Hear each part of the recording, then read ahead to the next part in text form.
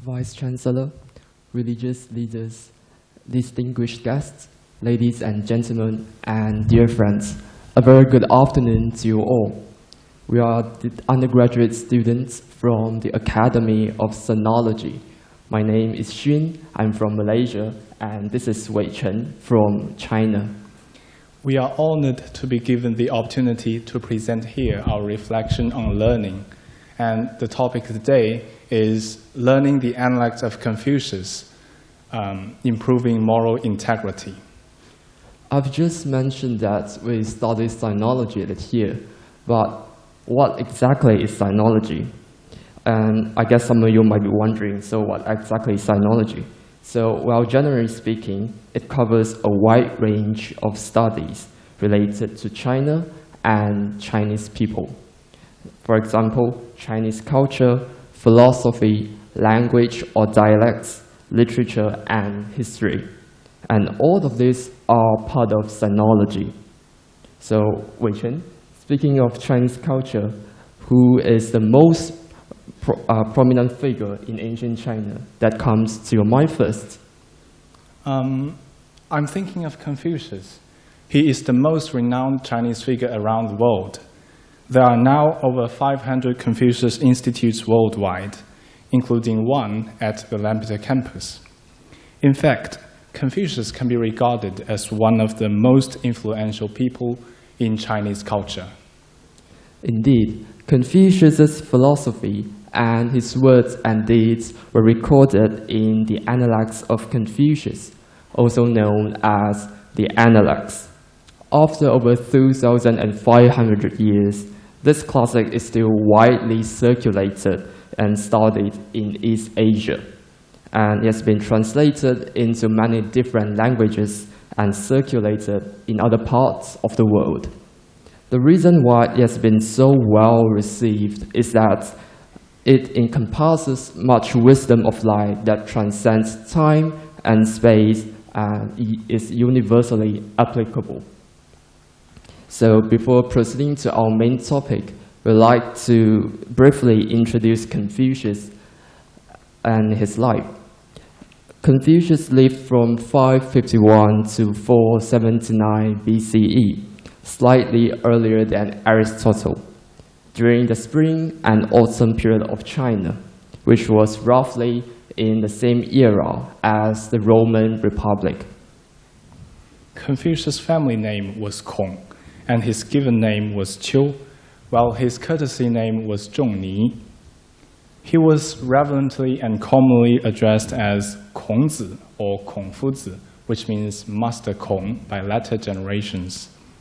Speaking of this, Xun, do you know how the name Confucius came about?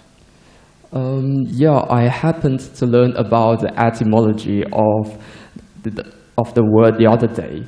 Confucius was actually a Latin word, and it was a translation based on the sound of the Chinese term Kongfuzi. And it was translated by Matteo Rizzi, who was an Italian Jesuit priest during the late 16th century. Yes, I see. I always thought it was an English word. Confucius lived during the spring and autumn period, and it was a time of political turmoil and bloody battles between different states were rampant.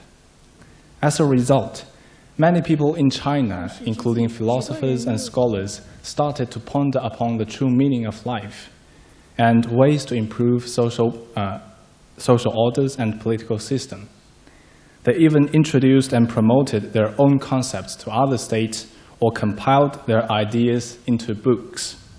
Furthermore, they were appointed as advisors to impart teachings to students. And this had led to the golden age of Chinese philosophy, called the blooming of 100 schools of thought. Confucius, who emerged as one of the great philosophers at that time, was also known as a great educator.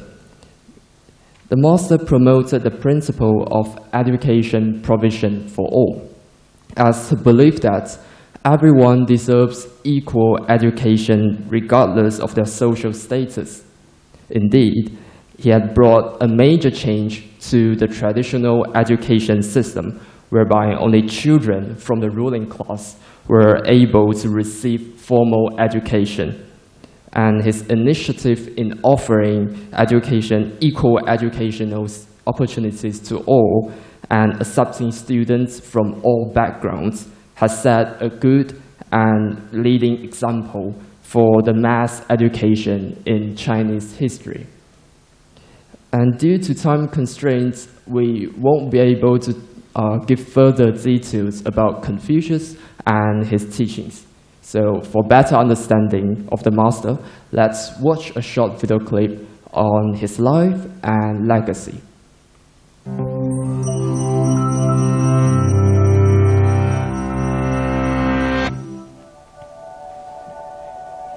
Most people recognize his name and know that he is famous for having said something. But considering the long-lasting impact his teachings have had on the world, very few people know who Confucius really was, what he really said, and why. Amid the chaos of 6th century BCE China, where warring states fought endlessly among themselves for supremacy, and rulers were frequently assassinated, sometimes by their own relatives, Confucius exemplified benevolence and integrity, and through his teaching became one of China's greatest philosophers. Born to a nobleman but raised in poverty from a very young age following the untimely death of his father, Confucius developed what would become a lifelong sympathy for the suffering of the common people. Barely supporting his mother and disabled brother as a herder, an account keeper at a granary, and with other odd jobs, it was only with the help of a wealthy friend that Confucius was able to study at the Royal Archives, where his worldview would be formed. Though the ancient texts there were regarded by some as irrelevant relics of the past, Confucius was inspired by them. Through study and reflection, Confucius came to believe that human character is formed in the family and by education in ritual, literature, and history. A person cultivated in this way works to help others, guiding them by moral inspiration rather than brute force. To put his philosophy into practice, Confucius became an advisor to the ruler of his home state of Lu. But after another state sent Lu's ruler a troupe of dancing girls as a present, and the ruler ignored his duties while enjoying the girls in private, Confucius resigned in disgust. He then spent the next few years traveling from state to state, trying to find a worthy ruler to serve, while holding fast to his principles. It wasn't easy. In accordance with his philosophy, and contrary to the practice of the time, Confucius dissuaded rulers from relying on harsh punishments and military power to govern their lands, because he believed that a good ruler inspires others to spontaneously follow him by virtue of his ethical charisma. Confucius also believed that because the love and respect we learn in the family are fundamental to all other virtues, personal duties to family sometimes supersede obligations to the state.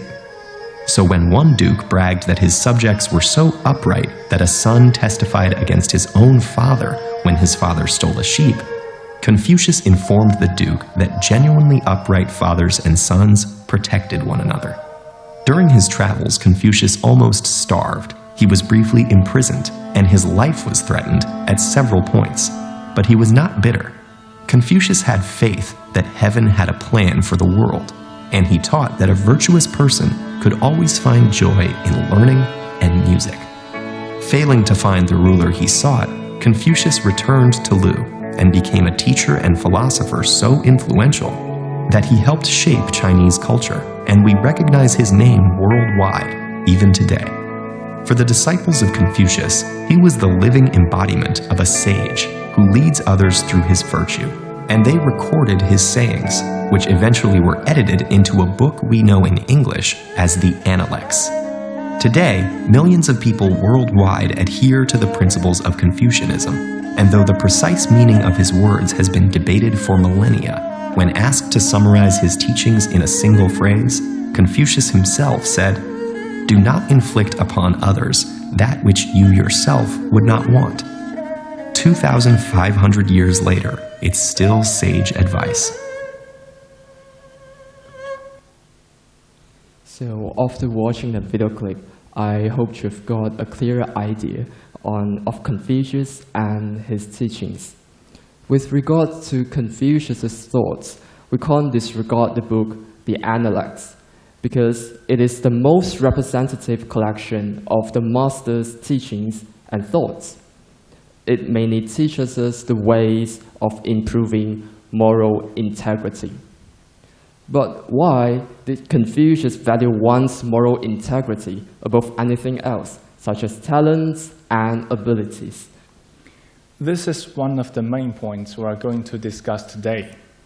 Why is it so important to improve one's moral integrity? In today's society, knowledge and ability have become the primary standards for assessing an individual, while morality and moral character have become the secondary.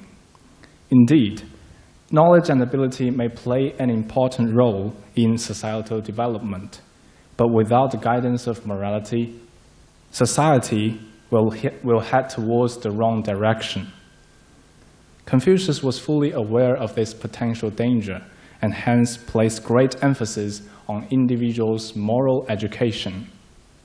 Amongst the 4 aspects of education, he placed moral education above teaching students how to speak properly, how to do things properly, as well as literature and arts. Yes, you're right. There's a piece of ancient advice in China which goes, "Command all skills and techniques with the Tao." The character Tao can be interpreted as the law of nature in East Asian philosophy. It is also something that Western philosophers pursue. And skills and techniques here refer to all other disciplines such as economics, politics, physics, and chemistry. They are double-edged swords because these skills and techniques can be used to benefit the world, but at the same time, they can be misused by those who are dishonest and selfish and harm the public. So the function of philosophy is to help people develop rationality and righteous mentality, and to guide the use and invention of all skills and techniques. Yes, I see. But if a person is very talented but doesn't have moral integrity, what would be the possible outcome? Let's take the worst nuclear disaster in history, the Chernobyl disaster, as an example. According to the official reports, the accident was man-made. On the night of the accident, the nuclear power plant was attempting a safety test to ensure the turbines could run properly, to provide enough energy to keep the coolant pumps running when there was a power outage. However, the test had failed, and some engineers intended to give up the test for safety reasons. But the deputy chief engineer, Analects, he feared that the test failure would affect his promotion. So he ordered the engineers to proceed with the test and even threatened those who failed to follow his instructions to be terminated. What are you doing? We have to shut all the way down. No. We could be in a xenon pit. We have to shut down, wait 24 hours. No, we're doing the test tonight. Raise power to 700. We can't raise the power from here. The rules. Don't talk to me about rules. If we fall from 80%... No, we fell from 50% of power. 50%, the rules don't say 50. There is no rule. Comrade Diatlov, I apologize, but what you're saying makes no sense. Raise the power. No. I won't do it. It isn't safe.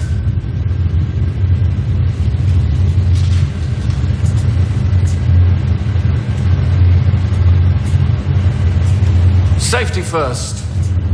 Always. I've been saying that for 25 years. That's how long I've done this job, 25 years. Is that longer than you, Akimov? Yes. Is it much longer? Yes. And you with your mother's tit barely out your mouth? See, if I say it's safe, and if the two of you disagree, then you don't have to work here, and you won't. But not just here, you won't work at Kursk, or Ignalina, or Leningrad, or Novovoronezh, you won't work anywhere ever again. I'll see to it. I think you know I will see to it. Raise the power. I would like you to record your command. Raise the power.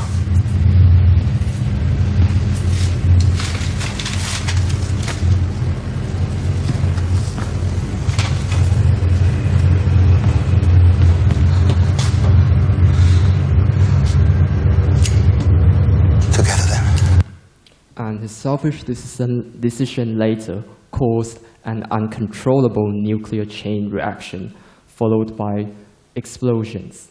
1:23 and 44 seconds. The steam blows more fuel channels apart. We do not know how high the power went. We only know the final reading. Reactor 4, designed to operate at 3,200 megawatts. Pressure inside the core can no longer be held back.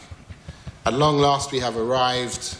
1:23:45, explosion. In the instant the lid is thrown off the reactor, oxygen rushes in. It combines with hydrogen and superheated graphite.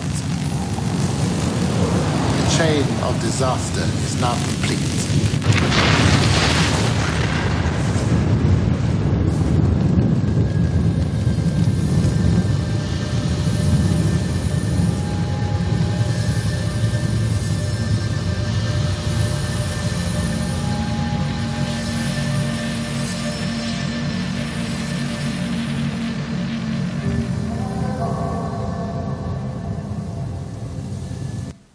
And this power plant accident was considered the worst in history, as it had caused over 50 deaths and countless people were adversely affected by the radiation. Moreover, 100,000 kilometers of lands were polluted, and the total loss was estimated at $68 billion.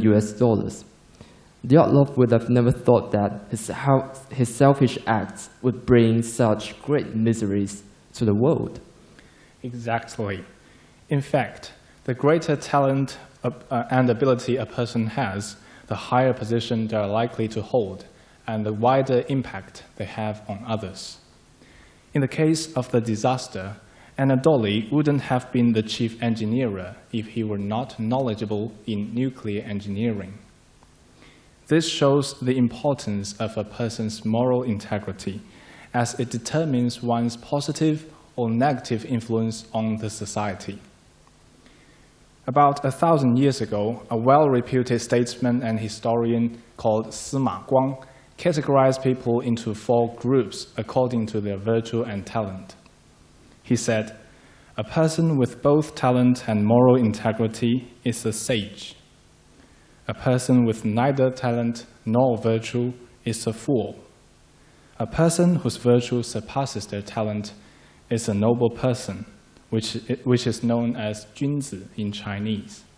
And a person whose talent surpasses their virtue is a petty person, which is known as 小人 in Chinese." Yes, what Sima Guang said is very true. He also said, "It is extremely dangerous when a person's talents and ability far surpass their virtue. It will pose a greater threat, just like a tiger with wings. This is because they will exploit their talents to satisfy selfish desires at the expense of others' well-being." We've just discussed about the importance of moral integrity from a social perspective. From an individual perspective, improving our moral integrity brings us true happiness. Gaining the true happiness is also the ultimate goal of self-cultivation in Confucianism. This kind of happiness is something spiritual, something gained from within. It doesn't stop at the pleasure stimulated by something from without. Xun, speaking of happiness, how did you make yourself happy in the past? I guess I would probably go to the cinema or watch soaps, TV dramas, or play video games at home. What if I make you do it every day? Would you still be happy? No way, that kind of life would be really meaningless and empty. What if I make you watch the same films and soaps, play the same video games every day? No, I certainly don't want such a monotonous life and boring, because it is boring, and even if it means the best TV series or dramas. Right, you've got the point. The happiness we normally seek is gained by stimulating our sense organs, such as going to the cinema, watching soaps, or playing video games. This kind of happiness is short-lived. We will easily get bored if we keep watching the same film or playing the same game.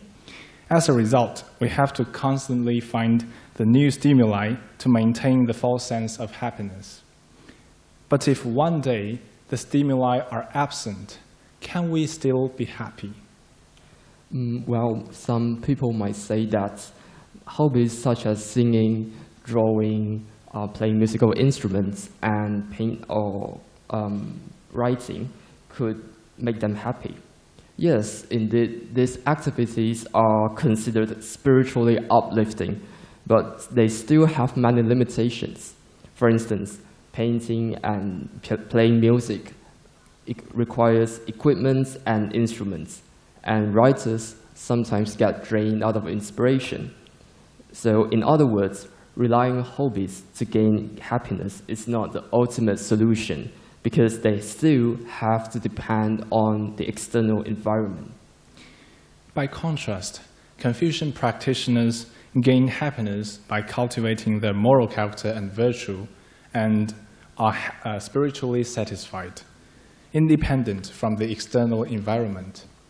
In other words, such happiness will not be affected by favorable or unfavorable conditions. For instance, Yan Hui, who was Confucius' favorite student, lived in great poverty. He lived in a shabby hut with barely a bowl of rice to eat and a gourd of water to drink. Ordinary people wouldn't be able to endure such hardship, but Yan Hui was still happy and contented as always, not being affected by the harsh living condition in the slightest. Why is it?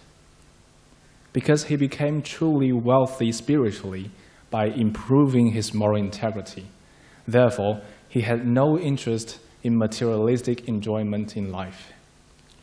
So is there a good way to improve our moral integrity? Of course. In the process of improving our moral integrity, we gradually get rid of bad habits such as arrogance, selfishness, stinginess, and greed.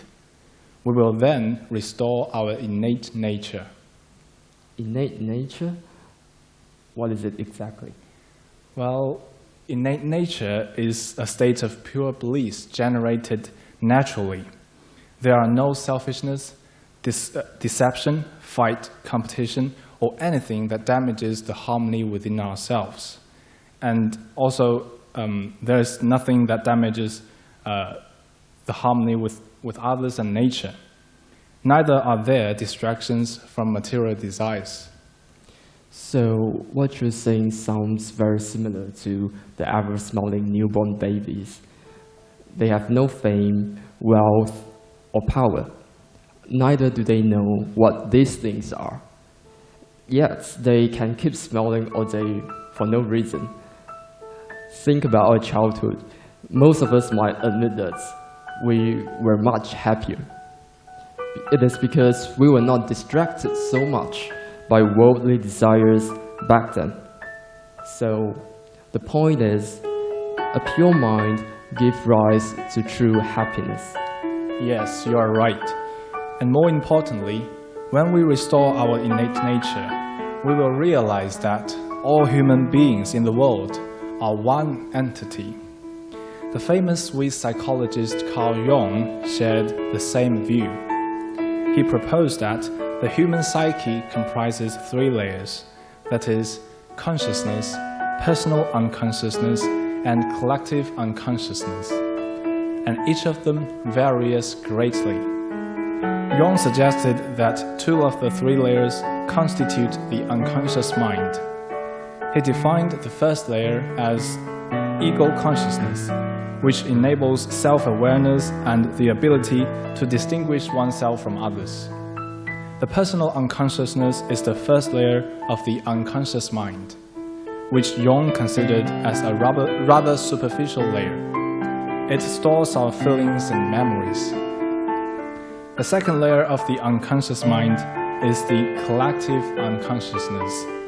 This layer has no boundary and is shared by the entire human race as one entity. In summary, Carl Jung declared that every soul in the world is closely connected. But we will not find out until we dive deep into our minds. Indeed, most people consider themselves as an independent self. So they often pursue personal profits and fame for the insignificant self.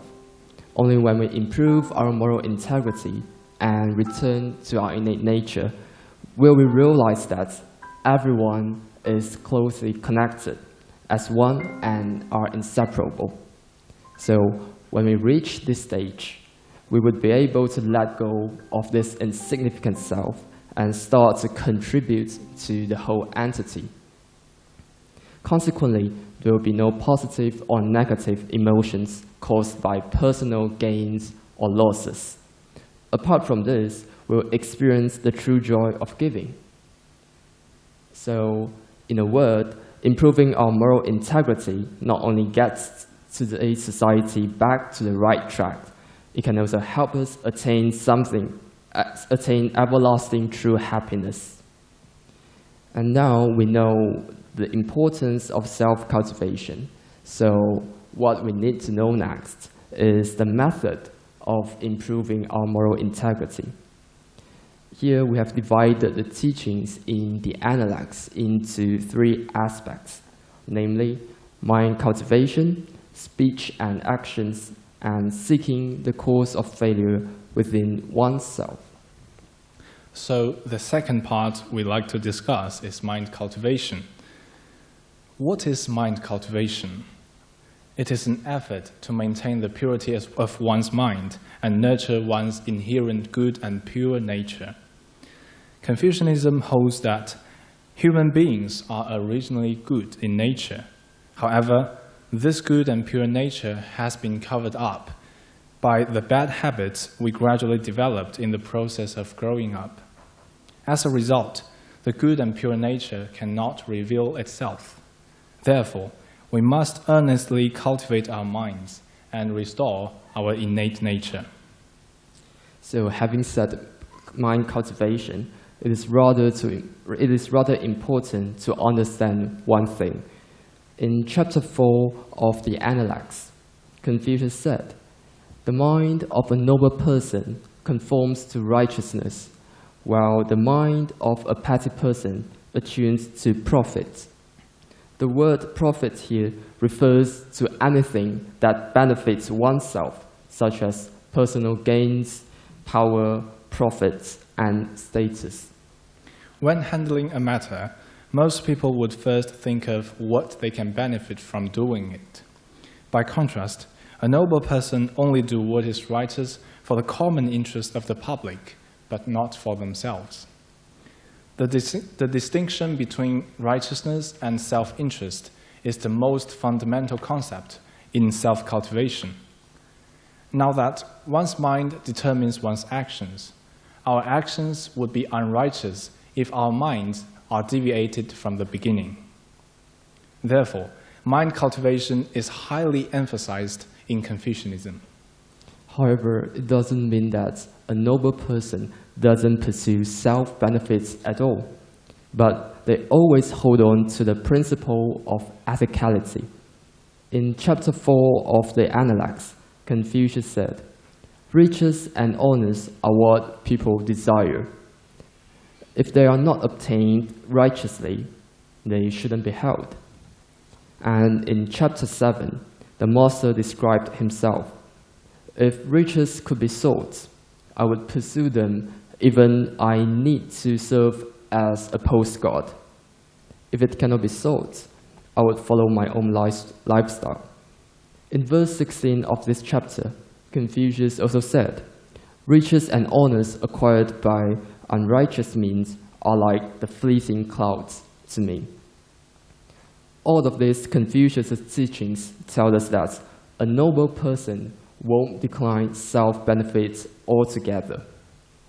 But when they have to decide between public interest and self-interest, they will choose the former and abandon the latter. Confucius understood that all human beings are one entity, and therefore, a person doesn't lose anything when doing things that benefit others. Yes, what you've said is very true. So where should we start if we want to practice righteousness and take self-interest in moderation? It is certainly not easy to get rid of our selfishness. Well, we can find the answer in the Analects. In chapter 4, Confucius said, "It is not worthwhile to discourse with scholars who are ashamed of bad clothes and bad food when pursuing the truth." It is easy to tell if someone has truly aspired to improve themselves by simply observing their materialistic pursuits. If a person is fussy about their food and living conditions, they don't really want to cultivate themselves. Indeed, it is because people often can't resist the strong temptation of material desires. In fact, many people committed crimes because they couldn't bear the poor living condition. Once, Confucius and his students were traveling to a foreign state. To get there, they had to go past through two neighboring states. When they arrived at the two states, they were surrounded by soldiers from both sides. Being under siege for days, they had run out of food and barely had anything to eat. All his students were too weak to move around, but Confucius continued to teach and sing with his 7-stringed Chinese zither.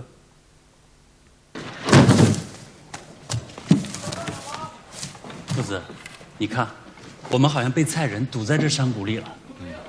夫子，刚才我在后山坡上发现一条小路，很险，好像可以通到山下。我先带个人去试试，看能不能下山去找些吃的来。要能找到人来接应我们就好了。你们就在这里歇着等我吧。子贡啊，你总是有办法的，早去早回。好，子高，你随我来。走，下去干了。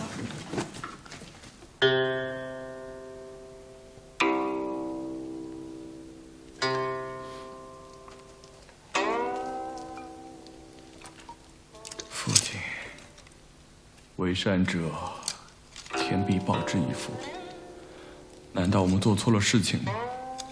为什么现在天让我们在这里绝粮挨饿呢？是啊，夫子道高，故当事者难用，只能说明他们愚钝。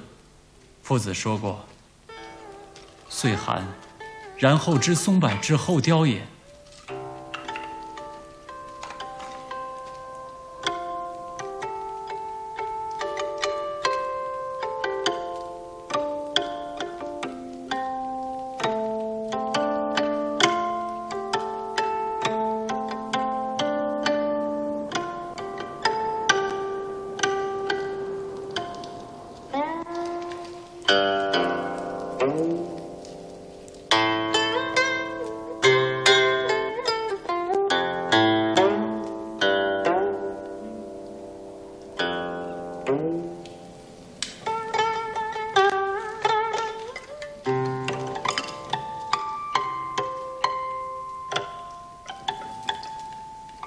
夫子已经连续谈了好几天了。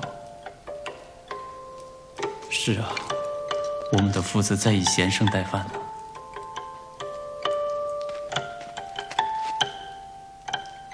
夫子，你已经几天没吃东西了，这是最后一碗马肉汤，把它喝了吧。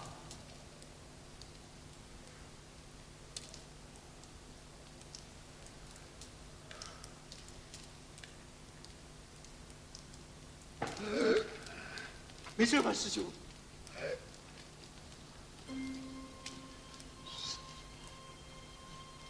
师兄。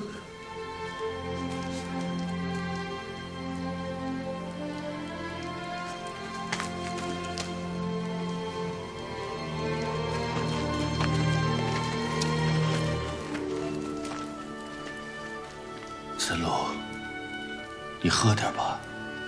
夫子，我不喝。你喝吧。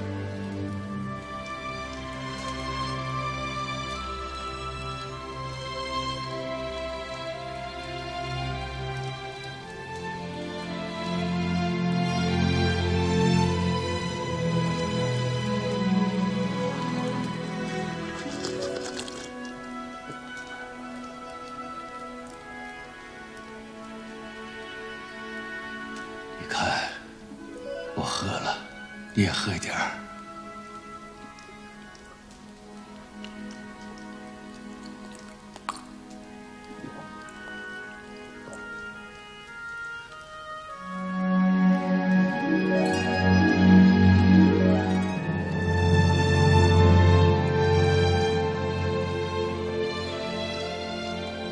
让他们每个人喝一口吧。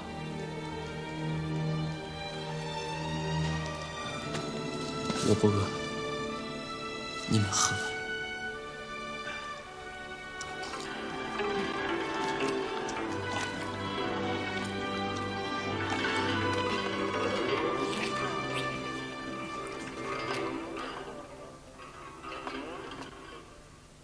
So at that time, one of the students became very frustrated.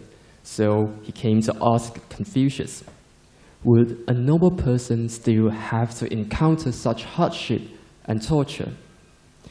And Confucius answered, yes, a noble person would still have to face adverse conditions like this. However, a petty person would do whatever they can to escape a miserable condition. So in Confucius' opinion, it is crucial for us to hold firm to our moral integrity, even when we are trapped in extremely difficult conditions. When we are able to resist or subdue the most tempting material desires, we have indeed successfully defeated the biggest obstacles. In short, it is extremely important to be constantly mindful of our thoughts if we want to improve our moral integrity. In our daily lives, do we often think of others, or do we think of ourselves or the public interests? If it's the former, we should be more vigilant and switch our attention to caring for others. If we often think of public interests, we should keep it up. This is the key to a successful mind cultivation. Well, we've talked a lot about concepts and principles. I think they are all quite abstract. Now let's move on to something more concrete. And this is the third part of our presentation today, that is speech and actions. They are the most important parts in interpersonal relationship because they determine how well we get along with others. Moreover, speech and actions reflect our moral cultivation.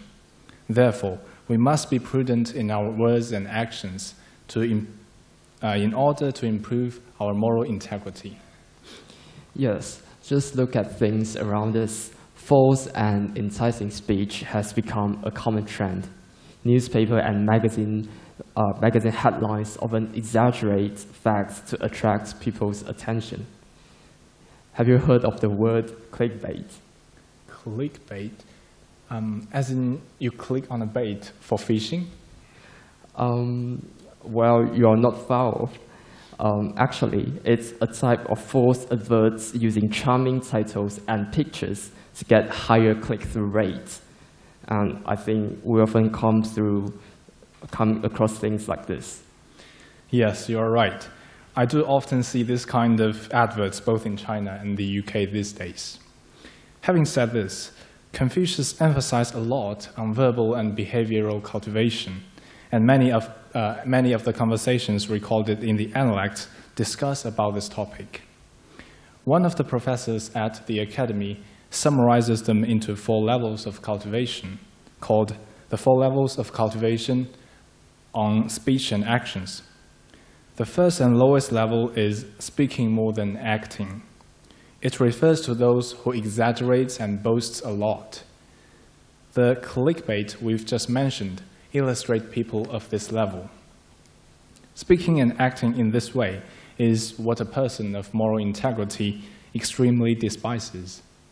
Accordingly, it is stated in the Analect, a noble person, which is known as 君子, is ashamed to let their words outdo their actions. And the second level is acting according to one's words. This is exactly what Confucius said: stand by one's words and persevere with what one undertakes. This reflects a person's honesty and trustworthiness. Such people are very good. Yes, but there is a higher level of cultivation given in the Analects, that is, acting before speaking. We don't often see this kind of people today. And the highest level recorded in the Analects is acting without speaking. Such people regard their good actions and contributions as their duties, so they would never claim for credit or promote themselves. They are just like the sun, the moon, shining stars, and nature that nurtures and bestows benefits to all beings in silence. Therefore, the Analect says, look at the heaven. Has it ever spoken a word? And yet the 4 seasons continue to undergo cyclic changes, while all things in nature sustain their growth as usual. If a person can act without speaking, they have reached the highest level of cultivation. Well, it's not easy to achieve the highest level, but we should at least strive to act according to one's words and act before speaking.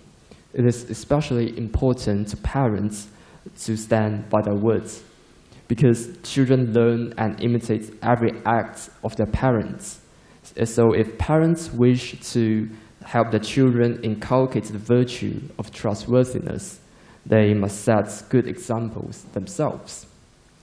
Zhengzi, one of the Confucius' best reputed students, has led us by good example.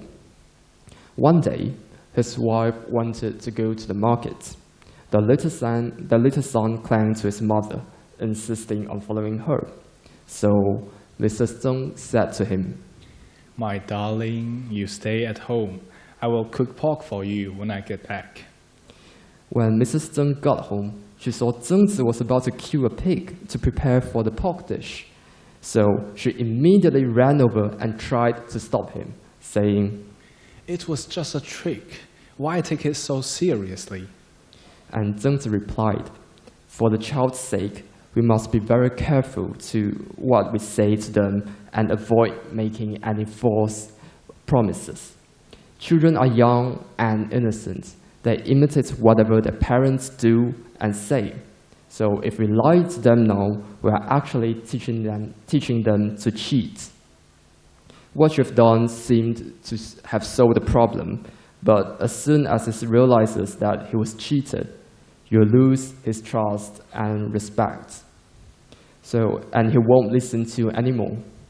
So finally, the couple kept their promise and cooked pork for their little son. And this story tells us that to remove currently prevalent false speech, we have to start from parents. This is a fundamental solution. If parents and teachers are able to stand by their words, children will definitely be able to emulate the good examples. Therefore, to improve our moral integrity, one of the fundamental requirements is to stand by our words and persevere with what we undertake when dealing with people and matters in daily life. From here, we gradually progress to the next level, acting before speaking. and eventually reach the highest level, acting without speaking. Exactly. And now we've finally come to the fourth part of our presentation, seeking the cause of failure within oneself. Or in short, seeking within oneself. This is the key practice if we aim to progress from being ordinary to being highly cultivated. Confucius once said, "The well-cultivated often demand themselves, while the ordinary often blame others." It means that a noble person is always strict with themselves and seeks the cause of failure within themselves, whereas an ordinary person often demands and blames others. So instead of blaming others and shirking responsibility, we should be strict with ourselves and seek the cause of problem within ourselves when facing adversities and problems. Yes. Let's think about it. Whenever there is a problem or conflict, the root cause often involves both parties. An old Chinese saying goes, "One hand doesn't make a clap." It means that when dealing with a matter, if only one party is at fault and the other is completely correct, the problem or conflict will not occur. More often than not, a conflict or problem is caused by two or more parties. And a noble person clearly understands this reason. Therefore, when facing problems or conflicts, they would first of all seek the cause of problem within themselves and try to better themselves.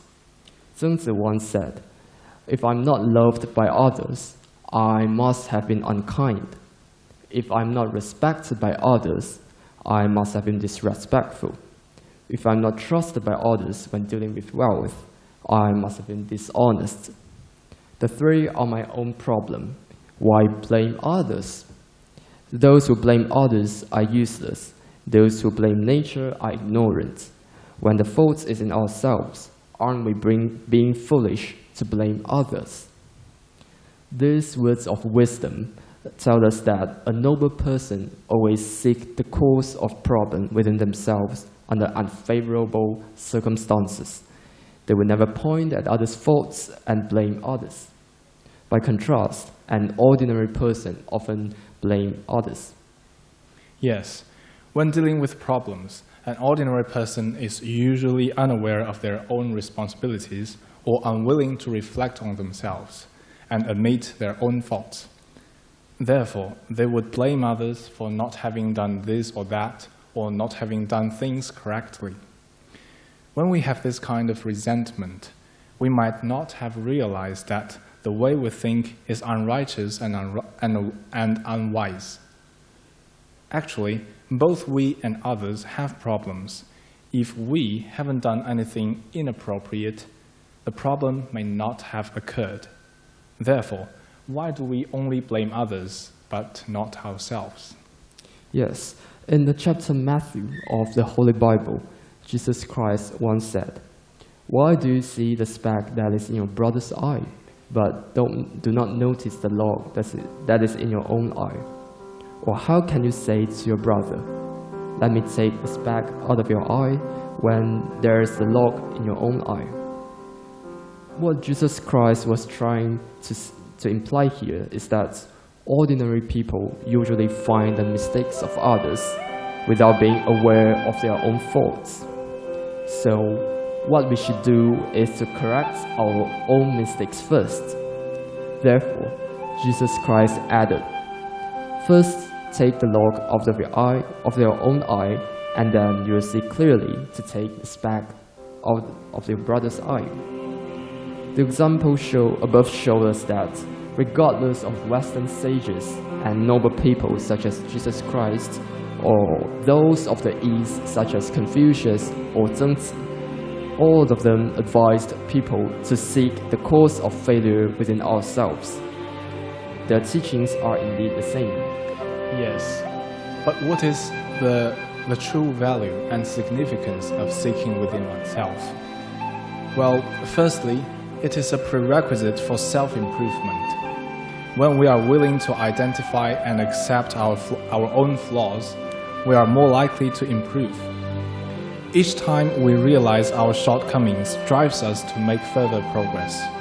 As the saying goes, the more responsibilities you shoulder, the greater progress you would make. The word shoulder here does not only refer to endeavoring specific tasks or roles, but also accepting one's own mistakes and responsibilities. The more we are able to realize and admit our shortcomings, the more improvements we will make, both in terms of our moral character and ability. You're right. Many eminent historical figures exemplify this point. About 4,000 years ago, there lived a Chinese emperor called Yao. He was extremely virtuous and chose virtuous people to help him govern the country. Under his reign, the nation was set in great peace, and the people led prosperous and contented lives. Yao was therefore regarded as the sage king in history. He was able to have such great achievements in governance because of his attitudes of seeking within himself. It was recorded in the Garden of Stories, which is an ancient Chinese text. Yao devoted his heart to all the people, he especially cared for the poor, grieved for the sufferings of people, and constantly concerned that the people might not lead a good life. If there was someone suffering from hunger or cold, Yao would blame himself for bringing the misery to them, because he regarded this as his failure in governance. So Yao, he took the people's sufferings as his own responsibilities and treated this as his incompetence in governance. We can infer that it was this positive attitude that had prompted Yao to constantly improve his governance and rectify all the inappropriate policies. This had contributed to his success in governance and the nation's long-lasting stability. On the contrary, if we were not aware of our shortcomings and instead always blame others, we will hardly have the willingness and motivation to make progress. Since we cannot see our own weaknesses and are self-satisfied, how can we then improve ourselves? Moreover, our attention span is limited. If we always focus on others' faults, how can we perfect our virtues when we are neglectful of our own problems? According to the Analects, a disciple of Confucius used to criticize and make comparisons with others. So once, Confucius told him, "For myself, I've no time to discuss others' shortcomings." Even a great sage like Confucius would not waste his time blaming others, because this will deprive us of the energy to do more meaningful things. Seeking within oneself is not only the precondition of self-improvement, it is also a good way to keep our minds calm and peaceful, void of negative emotions such as resentment and anger. Take interpersonal relationships as an example. In many occasions, anger and conflicts arise because we think others are at fault and regard ourselves as being unjustly treated. However, when we bear such a thought, we ourselves will suffer from the torture of those negative emotions. Besides, we'll find it difficult to remain calm and composed. However, if we could seek the cause within ourselves, constantly identifying and admitting our shortcomings, our resentment would diminish or even completely disappear. Since we no longer attribute faults to others, we would stop bearing negative emotions because rationality and sincerity will take over such emotions. Therefore, if we could seek within ourselves, we will be able to abstain from grudges and our minds would be at ease. So, what are the benefits we and society can reap from seeking within ourselves? Yeah, this is a good question. First, it helps us maintain good interpersonal relationships. Confucius said, "A person who expects much from themselves but demands little from others will avoid others' grudges." Expecting much from oneself and demanding little from others is also another way of seeking within oneself. Not only can it help us avert others' resentments, people around us can naturally sense our tolerance and broad-mindedness.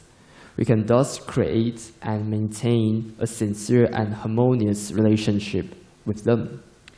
This reminds me of a story. There was a young couple who had been married for many years, but they often had conflicts and quarrels and were unable to live a happy and peaceful life. In the neighborhood, there lived an old couple. They never had any quarrels. Curious, the young couple visited them and asked how they managed to live so harmoniously.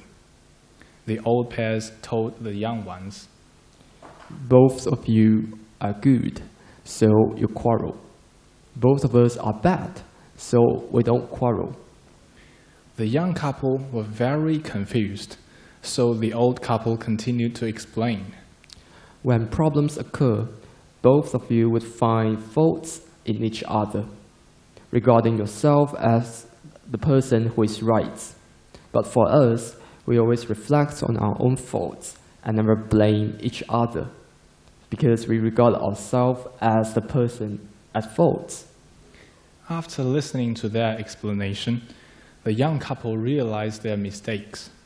From then on, they stopped quarreling and led a very happy family life. From this story, we can see that sincere self-examination promotes people's mutual tolerance and understanding and helps to prevent arising conflicts between people. When we look at the social and family problems of today, it can be said that many are the consequence of people's expectation of others and inability to find the cause of failure within themselves.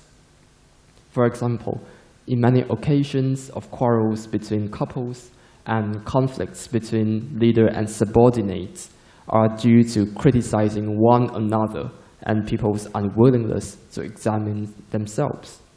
As the Chinese saying goes, if people examine themselves, the world would be peaceful. If people blame one another, the world would be in chaos. Therefore, in order to solve conflicts and maintain harmony among people, the key factors are seeking within ourselves and mutual tolerance. Compared to demanding and accepting others to concede and change, seeking within oneself is a more effective way to influence others to change. As we know, if people blame each other and fail to examine themselves, conflicts and confrontations are very likely to happen. As a result, mutual acceptance is hardly possible. However, if we can switch our mindset by finding areas which we can improve on and stop being demanding of others, as time passes, people around us will be moved to make a change. When more people are able to make the first changes to improve themselves, problems can be better solved. Here's a story. During the Han Dynasty in China, there was a man called Miao Tong. Miao Tong's father passed away since he was a child, and he lived with his 3 brothers. When they got married, the wives insisted on distributing the family properties equally and living apart. Because of this, the family was in great chaos. Seeing the disharmony, Miao Tong was very upset with himself. Therefore, he locked himself in his room and whipped himself. He said, "Miao Tong, we have been learning and practicing the teachings of sages. You should have been a positive influence on the family and society. Why can't you bring peace to your own family? And his brothers and their wives overheard his self-blaming and were deeply touched and ashamed. They realized their faults and expressed their sincere apology to Miaotong. So from then on, they abandoned the idea of dividing the family wealth and lived harmoniously ever after. Therefore, when we sincerely seek within ourselves, we can influence others to change. Even without requesting others to change, nor adopting certain tactics to deal with a problem, it will eventually be solved due to the improvement of interpersonal relationships. This shows the importance and benefits of seeking within oneself. Now we are coming to the end of our presentation, and let's briefly review what we've discussed earlier. First, we talk about the significance of moral cultivation. It is the prerequisites of all knowledge and skills, and this determines what we will bring to others and society. Only by equipping ourselves with the foundation of moral cultivation can we benefit others and positively contribute to the world. Conversely, without moral integrity, people may harm others for the sake of personal interests. This is the value of moral cultivation at a societal level. From an individual perspective, moral cultivation brings true happiness and harmony to people. Following this, we have also talked about the 3 practical ways for moral cultivation. The first is valuing righteousness instead of self-gains. Regardless of establishing the ultimate life goal or dealing with trivial matters in life, if we could give priority to the common interest of the public and measure our deeds by moral standards, then we would have transcended the ordinary level and be at par with people of high moral integrity. Second is being cautious in our speech and actions, whereby there are 4 different levels. The worst level is speaking more than doing. This is an indication of exaggeration and dishonesty, and is what we all should avoid. After that is acting according to one's words. Although this is not regarded as the best, but it still reflects one's sense of responsibility for their speech, and it is worth learning. The third level is acting before speaking. This is the deed of people with high moral integrity. And finally, the highest level is acting without speaking, which is similar to the virtues of earth and heaven. Finally, we have talked about the attitude of seeking within oneself. From the aspect of personal development, it is the prerequisite of self-improvement. It is also a good way to keep our minds calm and composed, away from the negative emotions of resentment and anger. From a wider perspective, seeking within ourselves helps us to create harmonious relationships with others. The influence of it on others can be likened to the warmth of the spring, nourishing the growth of all beings, as its process is gradual. If we can abide by these 3 practical methods and earnestly practice them, we can make great improvement and be blessed with happiness and harmony. And this concludes our presentation today. Thank you for very listening. much.